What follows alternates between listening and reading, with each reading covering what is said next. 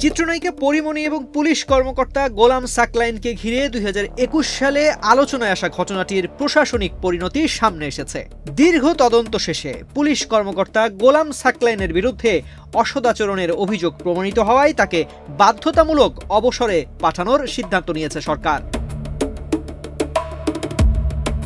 2021 সালে ব্যবসায়ী নাসির উদ্দিনের বিরুদ্ধে দায়ের হওয়া মামলার তদন্ত কর্মকর্তা ছিলেন তৎকালীন ডিবির এডিসি গোলাম সাকলাইন। তদন্ত চলাকালে তার সঙ্গে চিত্রনায়িকা পরিমণির যোগাযোগ ও ব্যক্তিগত সম্পর্ক নিয়ে ব্যাপক আলোচনা তৈরি হয়। পরবর্তীতে বিষয়টি নিয়ে প্রশ্ন উঠলে তাকে ডিবি থেকে প্রত্যাহার করা হয় এবং স্বরাষ্ট্র মন্ত্রণালয়ের অধীনে তদন্ত কমিটি গঠন করা হয়।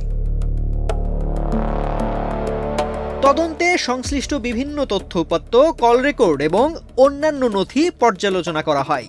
তদন্ত প্রতিবেদনে বলা হয়, একজন দায়িত্বশীল পুলিশ কর্মকর্তা হিসেবে পেশাগত সীমারেখা রক্ষা করতে ব্যর্থ হয়েছেন সাকলায়েন, যা সরকারি চাকরির শৃঙ্খলার সঙ্গে অসামঞ্জস্যপূর্ণ।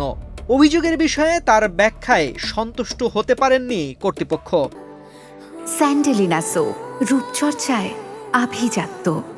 ফলে সরকারি কর্মচারী বিধিমালা অনুযায়ী তাকে বাধ্যতামূলক অবসর দেওয়ার সারসংক্ষেপে স্বরাষ্ট্রমন্ত্রী সই করেছেন। এখন রাষ্ট্রপতির অনুমোদনের পর আনুষ্ঠানিক প্রজ্ঞাপন জারির অপেক্ষা মাত্র।